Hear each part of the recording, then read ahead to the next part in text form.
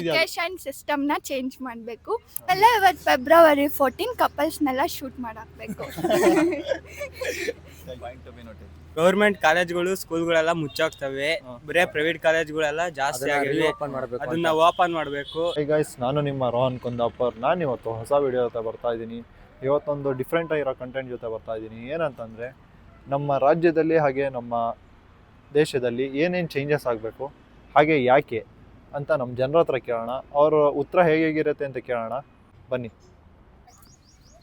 ನಾನು ಇವತ್ತೊಂದು ಕಂಟೆಂಟ್ ಮಾಡ್ತಾ ಇದ್ದೆ. ಏನಂದರೆ, ನಮ್ಮ ದೇಶದಲ್ಲಿ ಹಾಗೆ ನಮ್ಮ ರಾಜ್ಯದಲ್ಲಿ ಚೇಂಜ್ ಆಗಬೇಕು ಅಂದರೆ ಏನು ಚೇಂಜ್ ಆಗಬೇಕು? ನಮ್ಮ ದೇಶದಲ್ಲಿ ರಾಜ್ಯದಲ್ಲಿ ಚೇಂಜ್ ಆಗಬೇಕು ಅಂದರೆ ಅದನ್ನು ನಾವು ಡಿಸೈಡ್ ಮಾಡಬೇಕು ಅಂದರೆ ನಾವು ಯುನೈಟ್ ಆಗಿರ್ಬೇಕು ಫಸ್ಟು. ಅಂದರೆ ಫಸ್ಟ್ ನಮ್ಮ ದೇಶ ನಮ್ಮ ರಾಜ್ಯ ಚೇಂಜ್ ಆಗಬೇಕು ಅಂದರೆ the way we want to live and the way we are living ಅದನ್ನು ನಾವು ಸರಿ ಮಾಡಿಕೊಂಡು ಬಾಳ್ಬೇಕಾಗುತ್ತೆ.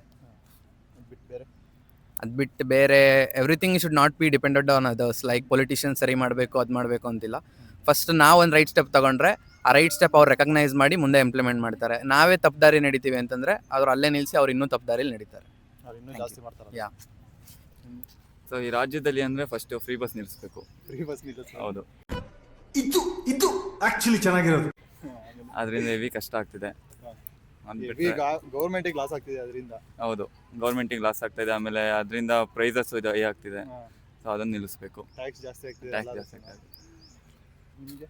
ಎಜುಕೇಶನ್ ಸಿಸ್ಟಮ್ನ ಚೇಂಜ್ ಮಾಡಬೇಕು. ಅಂದರೆ ತುಂಬ ಲಕ್ಷ ದುಡ್ಡು ಕೊಟ್ಬಿಟ್ಟು ಎಜುಕೇಷನ್ನ ತೊಗೊತಾ ಇದ್ದೀವಿ. ಅದೇ ಗೌರ್ಮೆಂಟ್ ಸ್ಕೂಲು ಗೌರ್ಮೆಂಟ್ ಸ್ಕೂಲ್ ಹಾಗೆ ಕಾಲೇಜಸ್ ಇದೆಯಲ್ಲ, ಅದ್ರ ಬಗ್ಗೆ. ಗೌರ್ಮೆಂಟ್ ಸ್ಕೂಲ್ ಮತ್ತು ಕಾಲೇಜಸಲ್ಲಿ ಇನ್ನೂ ಸ್ವಲ್ಪ ಟೆಕ್ನಿಕಲ್ ಕೋರ್ಸು ಮತ್ತು ಒಳ್ಳೆ ಟೀಚರ್ಸ್ನ ಇನ್ಕ್ಲೂಡ್ ಮಾಡಬೇಕು. ಸೊ ಅವಾಗ ಆಲ್ಮೋಸ್ಟ್ ಆಲ್ ಜಾಸ್ತಿ ಗೌರ್ಮೆಂಟ್ ಅದೇ ನೀವು ವಾಯ್ಸ್ ರೈಸ್ ಮಾಡ್ಬೋದಲ್ಲ ಸ್ಟೂಡೆಂಟ್ಸ್ ಎಲ್ಲ ಸೇರ್ಕೊಂಡು. ಯಾರು ಇವಾಗ ನಾವು ವಾಯ್ಸ್ ರೈಸ್ ಮಾಡಿದ್ರೆ ನಾಳೆ ಮಾರ್ನಿಂಗ್ ಏನು ಚೇಂಜ್ ಆಗುತ್ತಾ? ವಾಯ್ಸ್ ಇವಾಗ ಒಬ್ಬರು ರೈಸ್ ಮಾಡೋದಲ್ಲ, ಯುನಿಟಿಯಿಂದ ಎಲ್ಲರೂ ಬರಬೇಕು.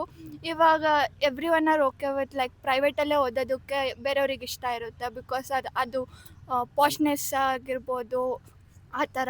ಸೊ ಗೌರ್ಮೆಂಟ್ ಸ್ಕೂಲ್ ಅಂದರೆ ಡಿಗ್ರೇಡ್ ಅಲ್ಲ, ಇವಾಗ ಗೌರ್ಮೆಂಟ್ ಸ್ಕೂಲ್ನ ಇನ್ನೂ ಜಾಸ್ತಿ ಎಲ್ಲದಕ್ಕಿಂತ ಜಾಸ್ತಿ ಇದು ಮಾಡ್ತಿದ್ದಾರೆ. ಇವಾಗ ತುಮಕೂರು ಯೂನಿವರ್ಸಿಟಿ ಆಗಿರ್ಬೋದು ತುಂಬ ಚೆನ್ನಾಗಿ ಬಿಲ್ಡ್ ಮಾಡಿದ್ದಾರೆ. ಸೊ ಅದೇ ಥರ ಟೀಚಿಂಗ್ ಕೂಡ ಅದೇ ಥರ ಇದ್ದರೆ ಜಾಸ್ತಿ ಅಡ್ಮಿಷನ್ ಆಗುತ್ತೆ. ಅಲ್ಲ, ನೀವು ಇದೇ ಟೀಚಿಂಗ್ನ ಗೌರ್ಮೆಂಟ್ ಸ್ಕೂಲಲ್ಲೂ ತರ್ಬೋದಲ್ಲ, ಗೌರ್ಮೆಂಟ್ ಸ್ಕೂಲಲ್ಲಿ ಕಾಲೇಜಲ್ಲಿ ತರ್ಬೋದಲ್ಲ, ಅದೇ ಥರನೇ. ಆ ಥರ ತರಬೇಕಂದ್ರೆ ನನ್ನ ಟೀಚರ್ ಆಗಬೇಕಷ್ಟೇ.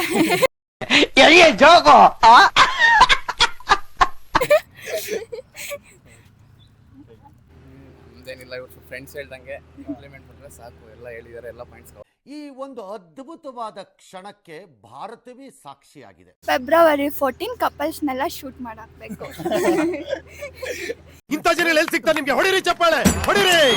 ಇದು ನಮ್ಮ ದೇಶ ಅಂದ್ರೆ. ಇವತ್ತೊಂದು ಕಂಟೆಂಟ್ ಮಾಡ್ತಾ ಇದೆ. ಏನಂದ್ರೆ, ನಮ್ಮ ದೇಶದಲ್ಲಿ ಹಾಗೆ ನಮ್ಮ ರಾಜ್ಯದಲ್ಲಿ ಚೇಂಜ್ ಆಗಬೇಕು ಅಂದ್ರೆ ಏನು ಚೇಂಜ್ ಆಗಬೇಕು? ಅಂದರೆ ನಮ್ಮದು ಗೌರ್ಮೆಂಟು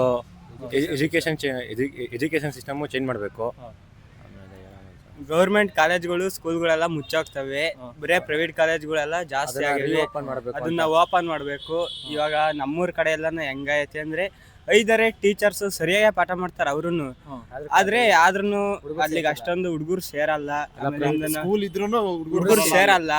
ಆಮೇಲೆ ಎಲ್ಲ private college, private school English medium ಮುಚ್ಕೊಂಡು ಹೋಗ್ಬಿಟ್ಟು ಸರ್ಕಾರಿ. ನಮ್ ಕನ್ನಡ ಯಾರನ್ನು ಜಾಸ್ತಿ ಯೂಸ್ ಮಾಡ್ತಿಲ್ಲ. ಅದು ಎಲ್ಲ ಯಾರನ್ನ ಮಾತಾಡ್ಸಿರಿ ಅವರ್ ಯು ಆಯ್ ಅಂತಾರೆ. ಒಂದ್ ಸ್ವಲ್ಪ ಕನ್ನಡ ಬೆಳೆಸ್ಬೇಕು. ಇನ್ನೇ ಕನ್ನಡದರಾಗಿ ನಾವೇ ಬೆಳೆಸ್ಬೇಕು, ನಾವೇ ಉಳಿಸ್ಬೇಕು. ಗೌರ್ಮೆಂಟ್ ಸ್ಕೂಲ್ಗಳೆಲ್ಲ ಕೊಟ್ಟಿದ್ದೆಲ್ಲ ದುಡ್ಡೆಲ್ಲ ಅವ್ರವ್ರೆ ಅಲ್ಲಲ್ಲೇ ಸೆಟ್ಲ್ ಆಗ್ತೈತೆ. ಇಲ್ಲಿ ಹುಡುಗರಿಗೆ ಅಂತ ಅಷ್ಟೊಂದೇನ್ ಗೊತ್ತಿಲ್ಲ. ನಾವು ವಾಯ್ಸ್ ರೈಸ್ ಮಾಡಿದ್ರು ಅವ್ರ ಏನು ತಲೆ ಕೆಡಿಸ್ಕೊಂಬಲ್ಲ ಅಷ್ಟೇ ಬ್ರೋ, ಇನ್ನೇನಿಲ್ಲ. MG ರೋಡ್ ಹತ್ರ ಶ್ರೀರಾಮ್ ದೇವಸ್ಥಾನ ಒಂದು ಸ್ಕೂಲ್ ಐತೆ, ಅದನ್ನ ಗೌರ್ಮೆಂಟ್ ಸ್ಕೂಲು.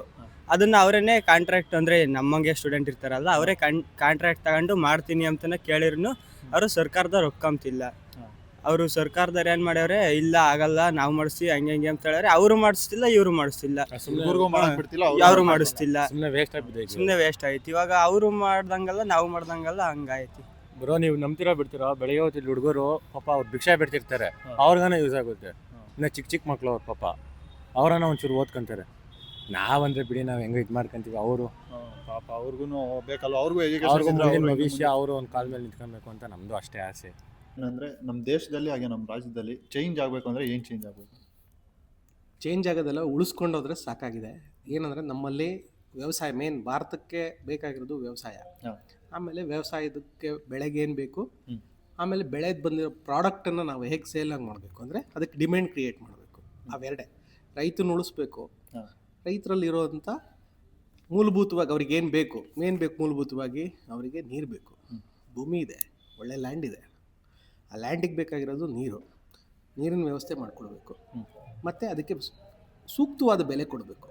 ಈ 2 ಕಾರ್ಯಕ್ರಮ ಆದರೆ ಆಟೋಮೆಟಿಕ್ಲಿ ದೇಶ ಅವ್ರು ಬೆಳೆದಿರೋ ಕ್ರಾಪ್ಸ್ಗೆ ಒಳ್ಳೆ ಬೆಲೆ ಕೊಡಬೇಕು.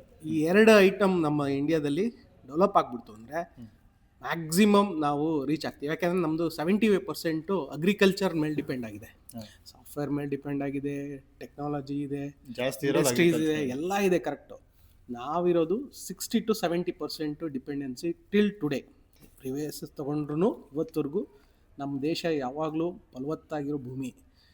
ಎಲ್ಲ ಪ್ರಪಂಚದಲ್ಲಿ ಎಲ್ಲ ಕಂಪೇರ್ ಮಾಡಿದ್ರು ನಮ್ಮ ದೇಶದಲ್ಲಿ ಒಳ್ಳೆ ಅಗ್ರಿಕಲ್ಚರ್ ಲ್ಯಾಂಡ್ ಇದೆ, ಅಗ್ರಿಕಲ್ಚರ್ ಕಲ್ಟಿವೇಷನು ಇದೆ. ಅದಕ್ಕೆ ಬೇಕಾಗಿರೋದು ಮೂಲಭೂತವಾಗಿ ಏನು ಬೇಕು ಅದನ್ನು ಕೊಟ್ಟರೆ, ಸರ್ಕಾರ ಆಗಲಿ ಜನಗಳಿಗಾದರೂ ಅದು ಫೋಕಸ್ ಆದರೆ ಡೆಫಿನೆಟಾಗಿ ನಾವು one of the biggest country ಮತ್ತು ಡೆವಲಪರ್ ಆಗಿ ಎಕ್ಸ್ಪೋರ್ಟರ್ ಆಗಿ ಬರ್ಬೋದು ಆಚೆಗೆ. ಸರ್, ಈಗ ಓದ್ತಾ ಇರೋರಿಗೆ ನೀವು ಅಗ್ರಿಕಲ್ಚರ್ಗೆ ಬರಬೇಕು ಅಂತೀರಾ, ಏನಂತೀರಾ? ಡೆಫಿನೆಟಾಗಿ ಬರಬೇಕು. ಅದೇ ಇರೋದು. ಎಂಡ್ ಆಫ್ ದ ಡೇ ನಮ್ಮಲ್ಲಿ ಪೂರ್ವಿಕರು ಏನಿದೆ ಅದು 70 to 80% ಮ್ಯಾಕ್ಸಿಮಮ್. ನಾನು ಹೇಳೋದು ಎಲ್ಲರಿಗೂ ಅದು ಸೂಕ್ತ ಅಂತ ಅನ್ಸಲ್ಲ, ಆದರೆ 70 ಭಾಗ, 100ರಲ್ಲಿ 60ರಿಂದ 70 ಭಾಗ ಅಗ್ರಿಕಲ್ಚರ್ ಬ್ಯಾಕ್ಗ್ರೌಂಡ್ ಇರೋಂಥರೇ ಇದ್ದಾರೆ. ಹಾಗಾಗಿ ಆ 70 ಜನ ಯಾರು ಅನ್ನೋದು ಅವರೇ ಐಡೆಂಟಿಫೈ ಆಗಿಬಿಡ್ತದೆ. ಅವ್ರು ಬಂದರೆ ಸೂಕ್ತ, ಅವ್ರು ಬಂದರೆ ಇನ್ನೂ ತುಂಬ ಅನುಕೂಲ.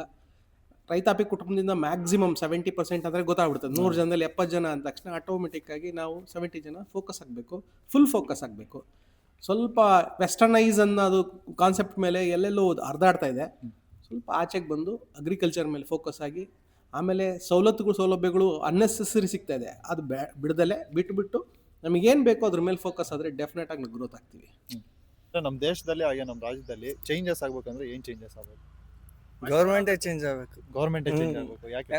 ಈ ಕರಪ್ಷನ್ನು, ಆಳು ಮುಳು ಅವರೆಲ್ಲ ದುಡ್ಡು ಸಂಪಾದನೆ ಮಾಡಿ ಅವರೆಲ್ಲ ಅದನ್ನು ಪಬ್ಲಿಕ್ಕಿಗೆ ಹಾಕಿದ್ರೆ ಏನಾರು ಒಂದು ಹೆಲ್ಪ್ ಆಗುತ್ತೆ. ಅವ್ರು ದುಡಿಕೊಂಡು ಅವ್ರ ಮನೆ ಇಂಪ್ರೂವ್ ಮಾಡ್ಕೋತಾರೆ, ಪಬ್ಲಿಕ್ಕಿಗೆ ಏನು ಇಂಪ್ರೂವ್ ಮಾಡೋದಲ್ಲ, ಅದೊಂದು ಚೇಂಜ್ ಆಗಬೇಕು. ಅದು ಬಿಟ್ಟು ಬೇರೆ ನಮ್ಮ ಸ್ಟೂಡೆಂಟ್ಸ್ಗೆ ಸ್ಕಾಲರ್ಶಿಪ್ಗಳು ಬೇಗ ಕೊಟ್ಟರೆ ಹೆಲ್ಪ್ ಆಗುತ್ತೆ. ಇಲ್ಲ ಅಂದರೆ ಬೇರೆದಕ್ಕೆ ಇನ್ವೆಸ್ಟ್ ಮಾಡೋದು ಬದಲು ನಮಗೆ ಕೊಟ್ಟರೆ ನಮ್ಮ ಸ್ಟೂಡೆಂಟ್ಸ್ಗೆ ಹೆಲ್ಪ್ ಆಗುತ್ತೆ.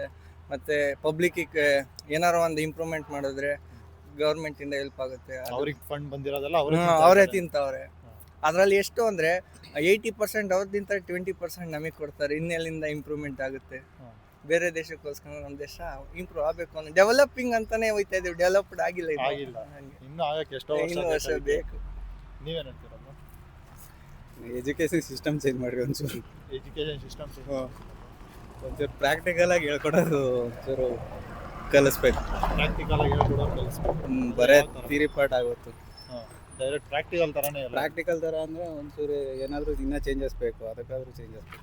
ನಮ್ಮ ಜಪಾನಿಗೆ ಹೋಲಿಸ್ಕೊಂಡ್ರೆ ನಮ್ಮ ಇಂಡಿಯಾ ಇನ್ನೂ ಇಂಪ್ರೂವ್ ಆಗಬೇಕು. ಜಪಾನ್, ಜರ್ಮನಿ ಎಜುಕೇಷನ್ ಸಿಸ್ಟಮು ಮತ್ತು ಟೆಕ್ನಾಲಜಿ ಹೆಂಗೆ ಇಂಪ್ರೂವ್ ಆಗ್ತಾ ಇದೆ. ನಮ್ಮಲ್ಲಿ ಇನ್ನೂ ಬುಕ್ಕಲ್ಲೇ ಕೂತಿದ್ದೀವಿ. AI ಬಂದೈತೆ, ನಾವಿನ್ನೂ ಬುಕ್ಕಿಂದನೇ ಹೋಗ್ತಾ ಇದ್ದೀವಿ. ಬುಕ್ ಬಿಟ್ಟು ನಾವು ಟೆಕ್ನಾಲಜಿ ಇಂಪ್ರೂವ್ ಮಾಡ್ಕೊಂಡು AI ಕಡೆಗೆ ಹೋದರೆ ಅವ್ರ ಥರನೇ ನಾವು ಮುಂದೆ ಹೋಗ್ಬೋದಲ್ಲ. ಹಂಗಾಗಿ ನೋಡಿದ್ರಲ್ಲ ಗೈಸ್, ನಮ್ಮ ಜನರೆಲ್ಲ ಹೇಗೆ ಉತ್ತರ ಕೊಟ್ಟರು ಅಂತ. ಇನ್ನೂ ತುಂಬಾ ಬದಲಾಗಬೇಕು ನಮ್ಮ ದೇಶದಲ್ಲಾಗಲಿ ರಾಜ್ಯದಲ್ಲಾಗಲಿ. ಹಾಗೆ ನಿಮ್ಗೆ ಏನೇನು ಬದಲಾಗಬೇಕು ಅಂತಿದ್ರೆ ಹಾನೆಸ್ಟಾಗಿ ಕಮೆಂಟ್ ಮಾಡಿ ನೋಡೋಣ, ನಾನು ನೋಡ್ತೀನಿ ಯಾರ್ಯಾರು ಏನೇನು ಬದಲಾಗಬೇಕು ಅಂತ. Thank you guys. ಇಲ್ಲಿ ವಿಡಿಯೋನ ಇಲ್ಲಿಗೆ ಮುಗಿಸ್ತಾ ಇದ್ದೀನಿ.